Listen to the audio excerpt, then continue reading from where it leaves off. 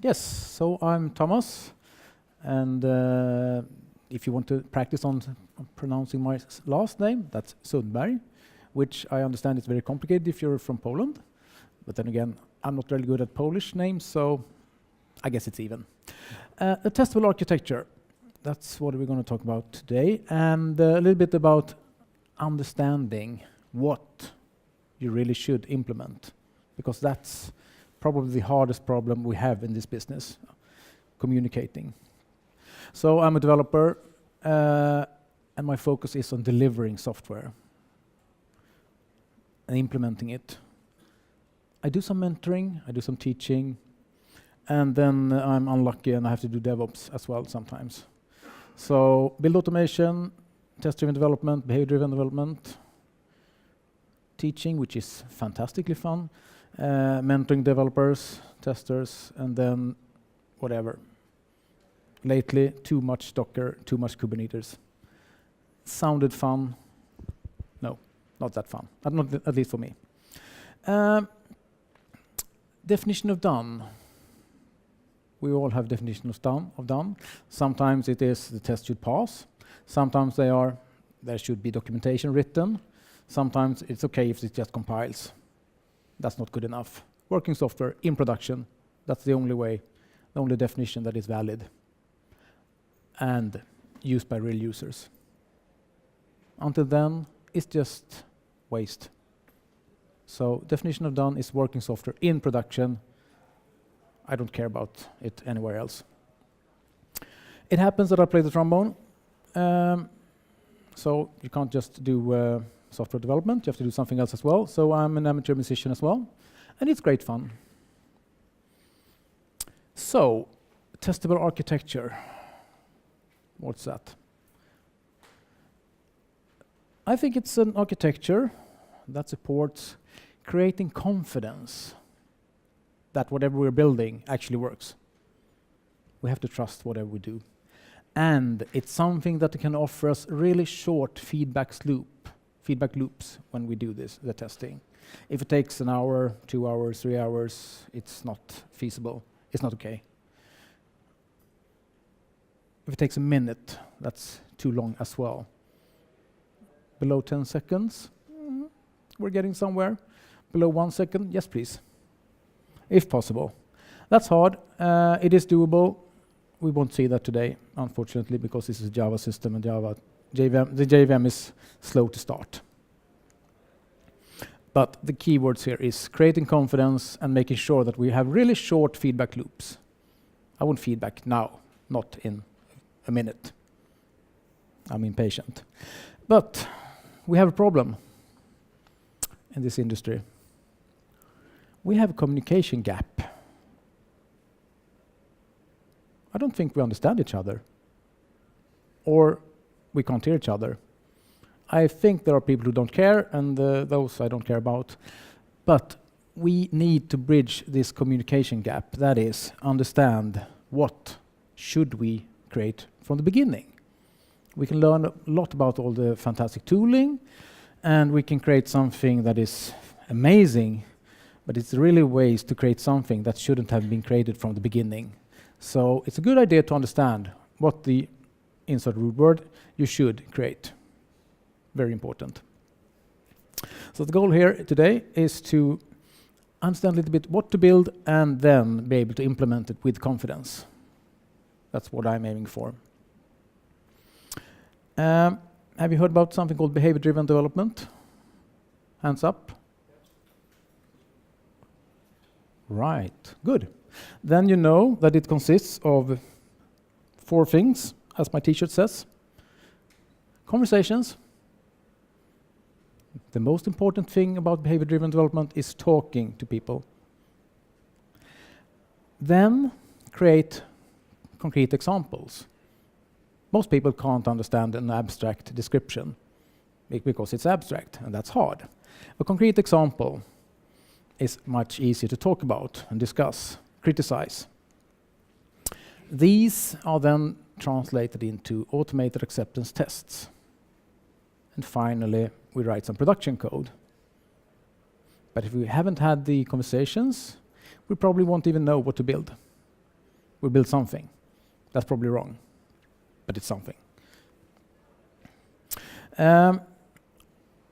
Anyone ever participated in a discovery workshop called the Three Amigos? One person over there? Okay. So not too many. The term Three Amigos was coined by a guy called George Dinwiddie. I don't know when. Say 10, 15 years ago, something. And the point here is that we want to gather the right persons that know something about the system from a business perspective. We want someone who's good at testing stuff, a tester, probably. We'd like to have a developer there as well, because, well, developers know a little bit about developing software sometimes. Not all developers do that, but sometimes they actually do. And we want to bring in a lot of different people, because then we can have different perspectives. Is this a 6 or is it a 9? It depends from your angle. What perspective do you have? Another way of looking at this is, suppose that we have a developer and a business analyst, and unfortunately I can't fit 3 things in this graph that would end up with a box, and a box is really hard on something that is flat. So developer and tester, I consider them the same thing in this particular case, which is wrong, but that's the only way I could do it. We know stuff. Me as a developer, I know some stuff. Someone else who is a business analyst knows stuff. I definitely know about testers that really know their stuff. So that's good. We know things. There are also things we don't know. And some of the things we don't know, we don't even know that we don't know. That's complicated. So if we try to put this in a graph, we know that developers and testers know some stuff, business analysts know some stuff. So let's put that up in the upper left corner. No problems here. Everyone is on the same page. There are things that the business analyst doesn't know, but the developer or tester knows.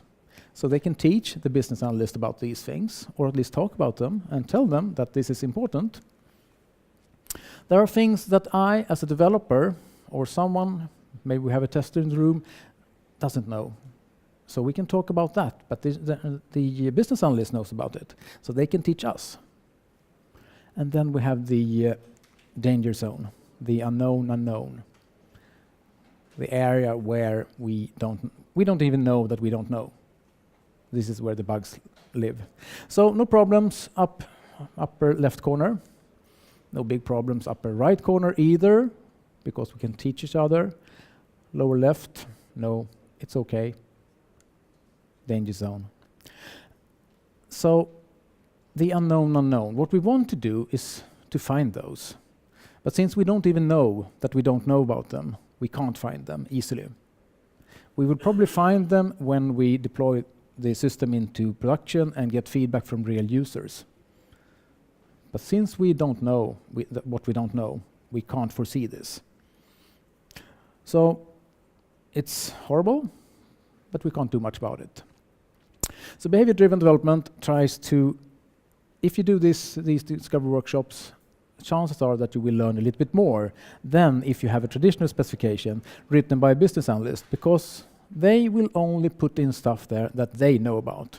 Stuff that they don't know about, well, they can't, because they don't even know about it. So a discovery workshop helps us explore a problem. We might stumble onto something we didn't know that we didn't know a few minutes ago, but we might not. We don't know that. The only way to know this for sure is to actually deploy whatever we're building into production and making sure that real users can use it. So therefore, definition of done is working software in production used by real users.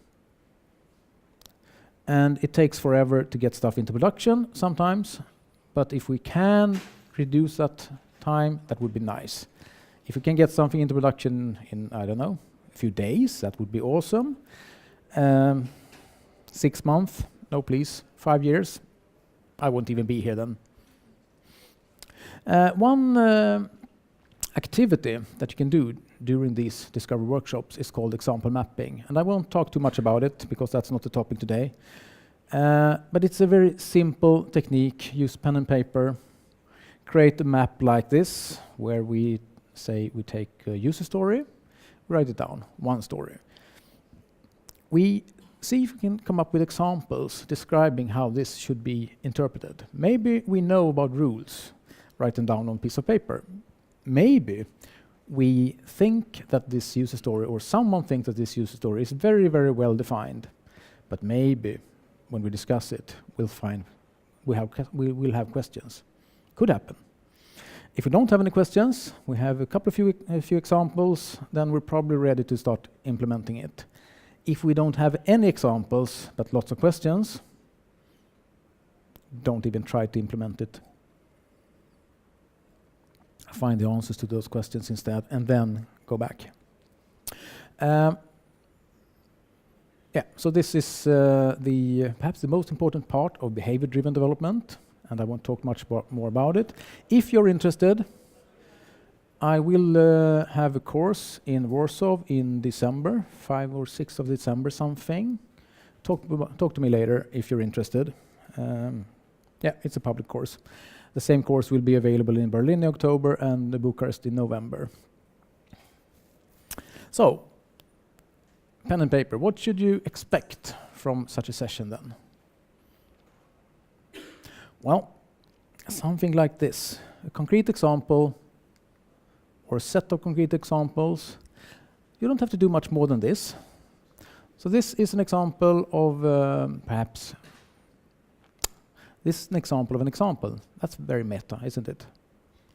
The one where someone, in this case a person called Malin, can remember about saving a note about booking a venue.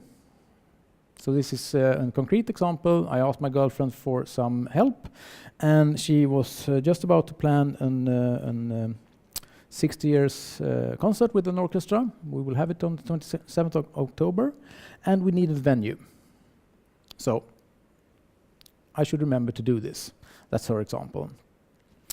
So this is something that you could expect coming out from an example mapping session, but not much more. The next step you would like to do is translate this into something that is called living documentation, or could be used as living documentation at least. Anyone seen this format? Scenario, given, when, then? No one? 2, 3 persons over there? Okay, I asked about BDD and lots of people raised their hands, so maybe the same persons, I don't know. This is a version, or this is something that is could be used as living documentation. This is also possible to execute, and we'll see that later. So the example could be translated into something that looks like this, which is formal, but not very complicated. Anyone can read and understand this. It is possible to write this in lots of different languages. Last time I checked, I think it was 70-something languages that it had been translated into. I have done it in Polish. I have done it in Romanian, Swedish, and a few more languages, just because I can. Since I can't read Romanian, nor can I read Polish, I have to trust those who translated it, so they didn't translate into something bad, but maybe they didn't. I don't know. I can't read. I can't check it. Anyhow, this is a formal language, in a sense. Easy to read, easy to discuss. It can be translated into something like this. This is executable code, in the sense that I wrote it yesterday, or was it the day before? So yeah, it works. I run it. But the question I have is, can you have meaningful discussion about this in your team? How many think that you would be able to do that? Raise your hand, please. No one? Why? Aren't you developers? That's probably technical. That's too technical. Sorry, once again. It's probably technical, not expressing business language. Yes, it's too technical, it's not expressing business language. And if you give this to your, say, product owner, they'll probably do something bad. There's a lot of strange things here. Semicolons, curly brackets, stuff that they don't care. So if you want to include your product owner and tester, you can't use this as a living documentation. You can't use this for communication. Doesn't work. They can't read this. And honest, I can't read it either sometimes because, well, those who wrote the unit test, they were thinking a lot, but they didn't really write, so it was easy to understand. So sometimes a unit test is really, really hard to read. It was clear when you wrote it. A month later, it happens that I look at stuff like this and ask who the, and rude word again, wrote this. Check the version control and realize, oh, I did. It happens. Right, so this isn't a good idea. So let's go back to behavior-driven development. And inspired by the Agile Manifesto. How many in here has heard about the Agile Manifesto? Some of you. Okay, so I should have kept it. I did have the Agile Manifesto here. And as a developer who thinks that it's really important to be able to do stuff fast, I think that every developer should have heard about it. A fourth in this room maybe had. Look it up. It's a good idea. Anyhow, the stuff to the left here is the most important or most valuable things. Automate acceptance tests. Hey, that's easy. That's really easy compared to understanding people and communicating with people. So remember, Lisa Crispin said recently, it's a conversation that matters, not the tools. But this is a techie conference, so I'm going to focus on the tooling, which, yeah, it's a good idea. Right, so test automation. Switching track a little bit. We have 3 properties that are really, really important when we talk about test automation. They need to create confidence. If you don't have trust in your tests, they're not really useful. They have to be fast. Otherwise, you will forget what you did. And check today's paper before you get the result from an execution. And then definitely I've forgotten what you did. They have to be cheap, so they can't be really expensive. It's expensive enough to write software, but we would like our tests to be really cheap, if possible.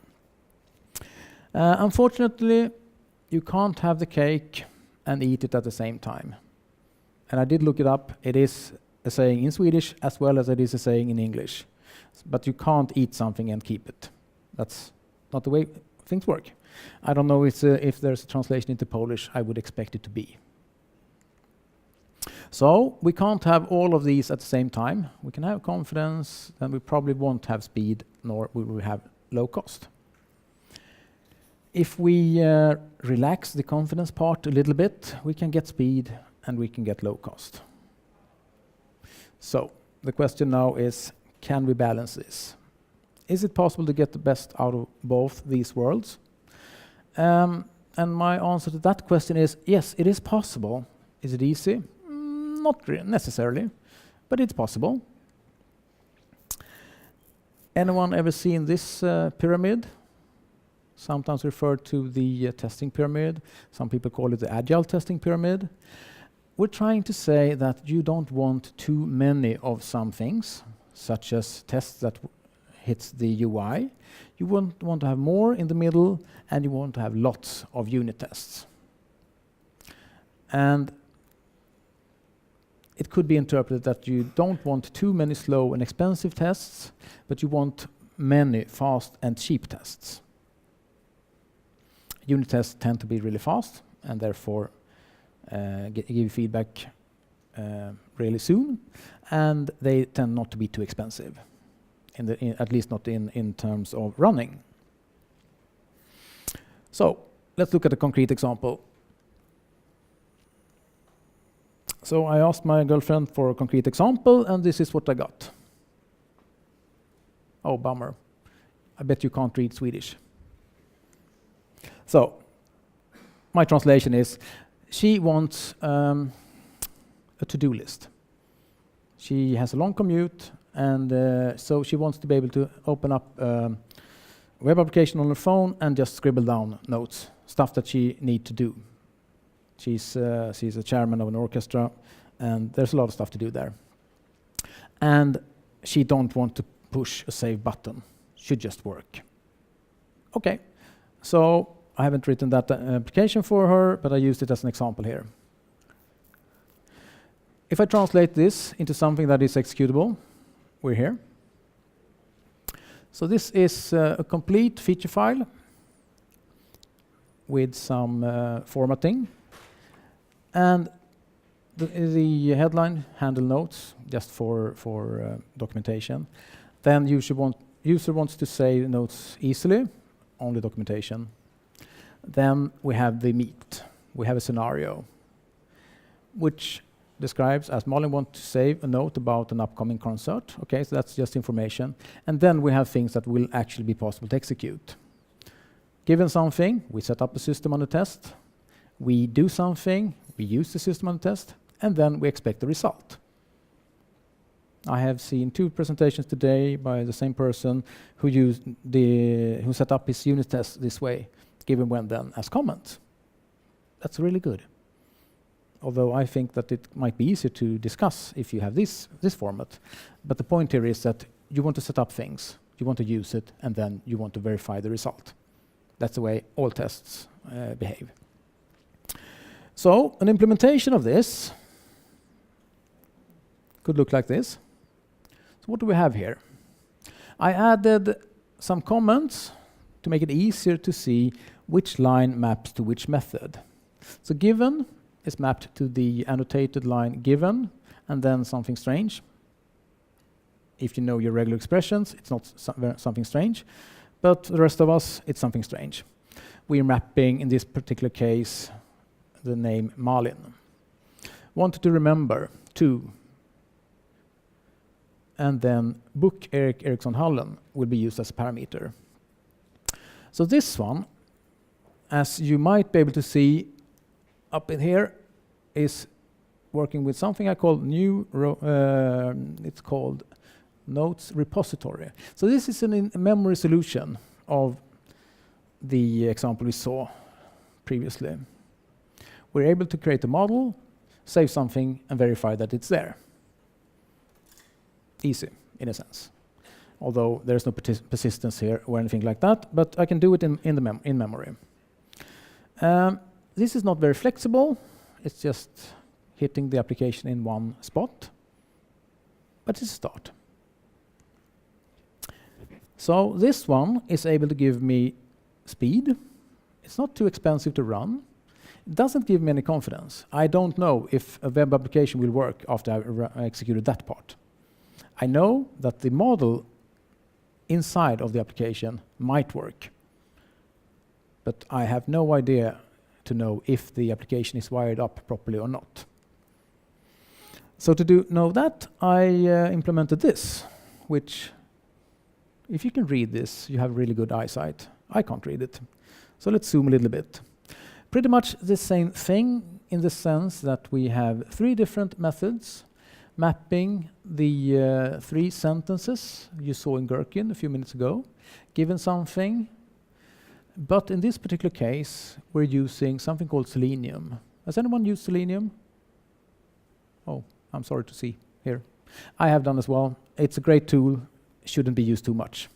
And that's not my quote. That's, I forgot his name. One of the lead developers. Steve James. One of the lead developers tweeted that not too long ago. Don't use Selenium too much. Use it just a little bit. In this particular case, we are firing up a browser. We are searching for some stuff.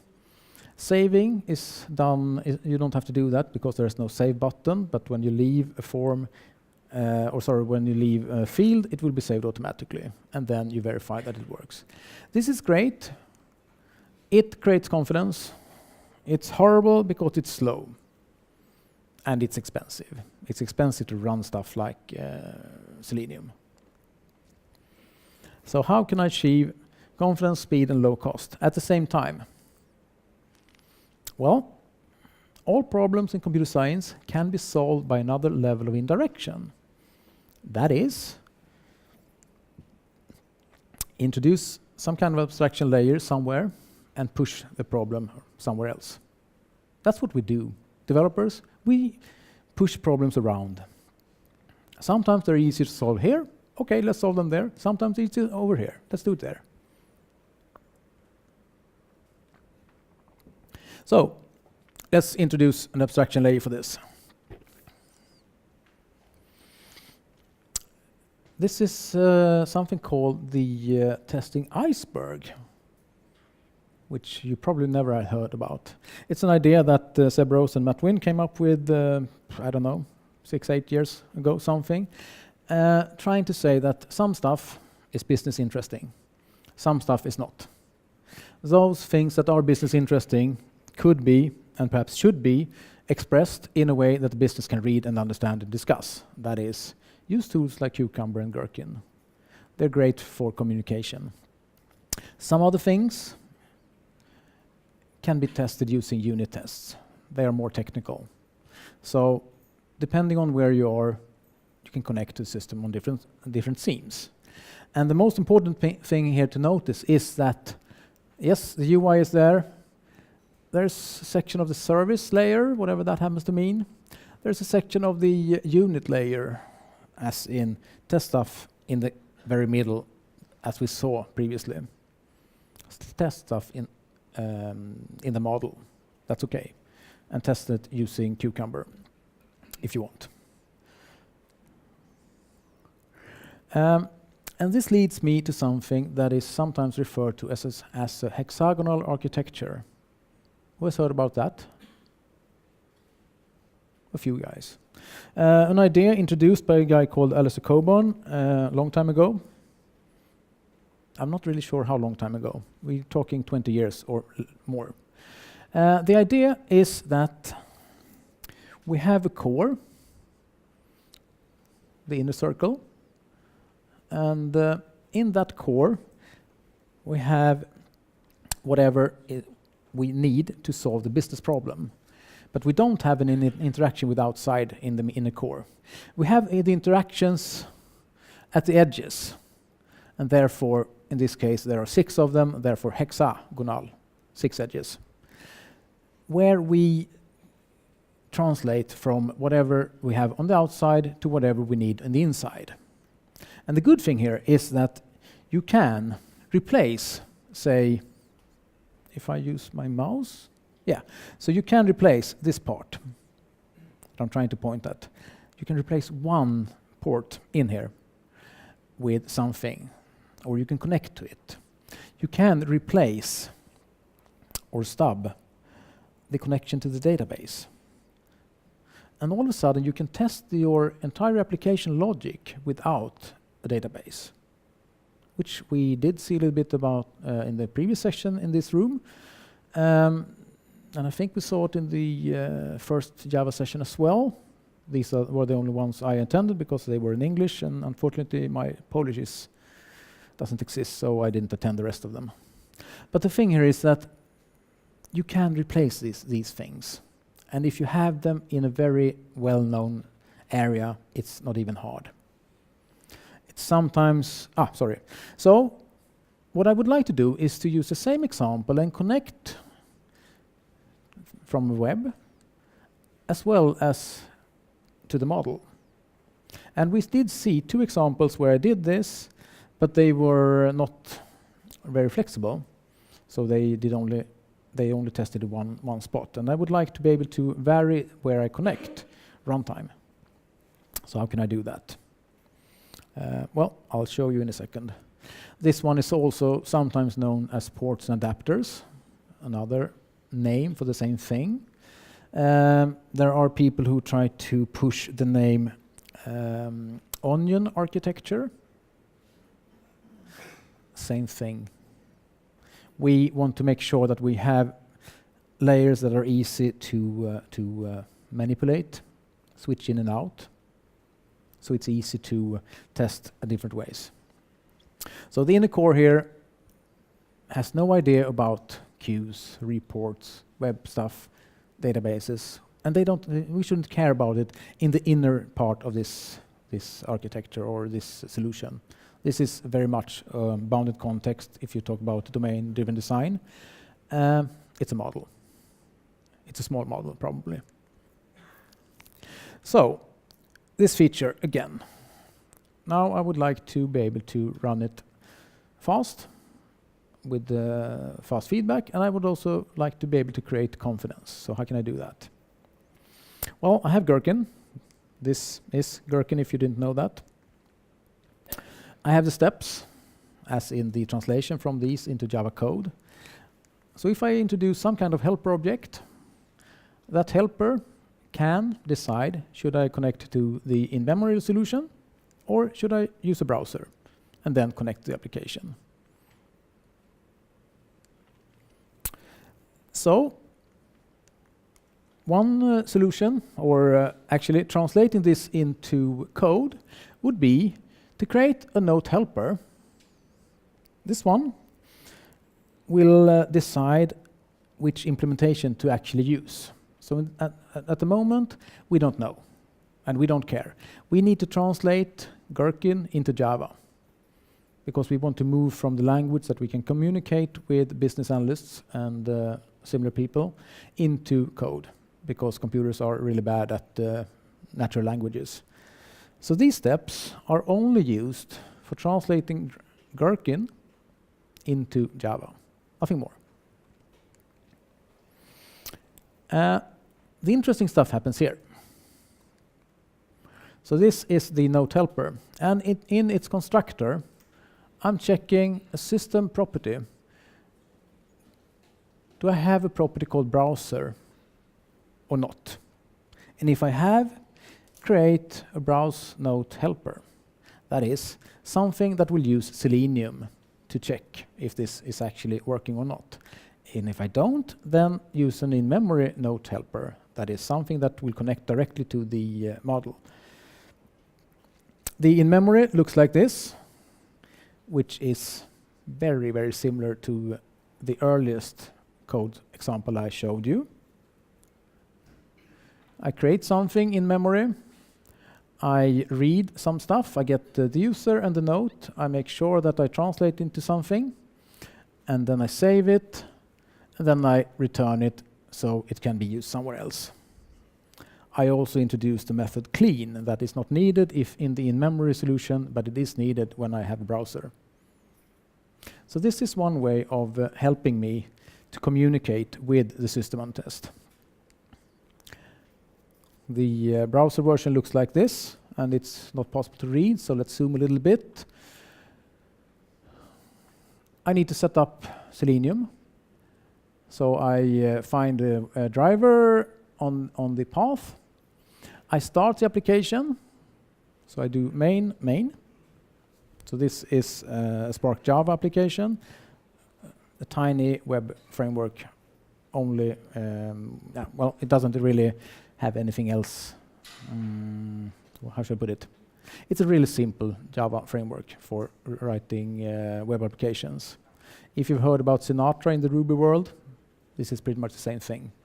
You can get the hello world up and running in 5 lines of code, which is rather short to be Java. And then I do a get on localhost on a port, and I haven't been fancy here. I have hard-coded the port. Of course, it would have been nice to have a random port, but no, I didn't bother. I find some elements, send some keys. Send keys is a way to type in Selenium, and so forth. In the web application, you don't have to press save. If you leave the field where you enter stuff, it will be saved automatically. And then you're able to search on the web application for stuff. and return whatever you found. So the helper will take a decision. Should I use the model directly, or should I use the application, web application as such? And that's my interpretation of a testable architecture, to be honest. I can switch in and out how I talk to the application. This is possible to run from a command line. So when I did that, it took me 1 second. That's okay. It's not fantastically fast, but it's okay. And when I did it with the parameter -d browser equals true, it took me 5 seconds that time. That's 5 times slower. If these numbers scale, or if these numbers are linear, rather, if it takes 5 times longer to do stuff through a browser, don't do it through a browser more than needed. And that's why the Simon Stewart is the name of the guy that I was thinking of. That's why Simon Stewart tweeted, "Don't use Selenium." I wrote the stuff, or he wrote a lot of it. I didn't, but he did. But you shouldn't use it more than you need to, more than you have to. There's a problem here? Yeah, the problem is that actually you need to test helpers. Sorry, You would need to test helpers now, because they contain some logic. You can write it, for example, a Selenium console, which will contain, there's actually some logic here. You can easily change this and make your test pass, make your test green, because you changed the logic of the Selenium helper. Yeah, so the critique here, and I think it's valid. I'm not going to address it more than that.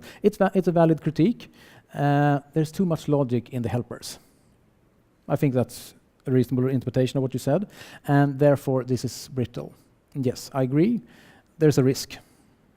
But if you do it carefully, I'm sure that you can get it to work. So I'm not that worried. And there's 5 minutes left. That's good, because I'm done in 2 minutes. So running it through a browser is slow, but it gives me confidence. And now I have a question for myself. Do I have time for a demo? And I just learned that I have time for a demo, because I have 5 minutes left. So if I run Gradle wrapper clean stage, I will I will build this system, and I will create an executable jar, and it took me 2 seconds in this particular case. I ran one scenario, the one where Malin is able to save her note. If I do it like this, browser equals true, and let's kill Firefox. I should be able to see a Firefox. I saw it. I don't know if you did. Let's run it again.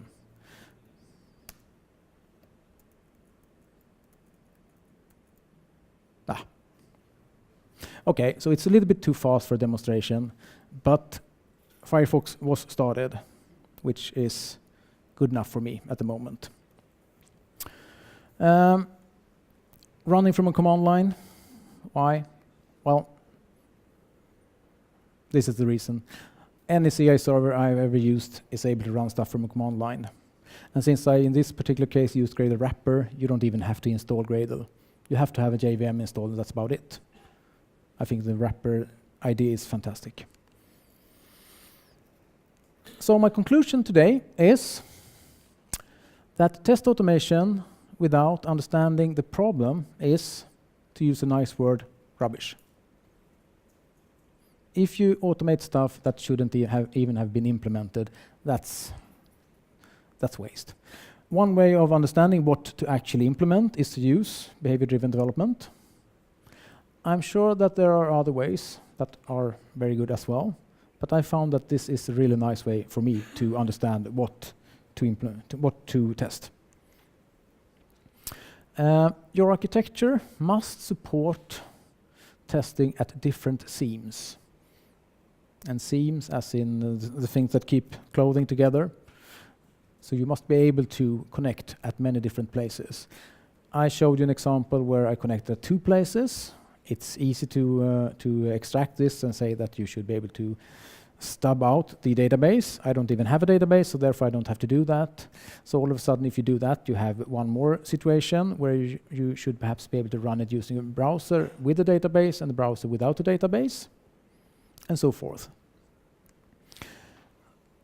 And if you think about what's business interesting, then you might be able to know what to test using tools like Cucumber and Gherkin.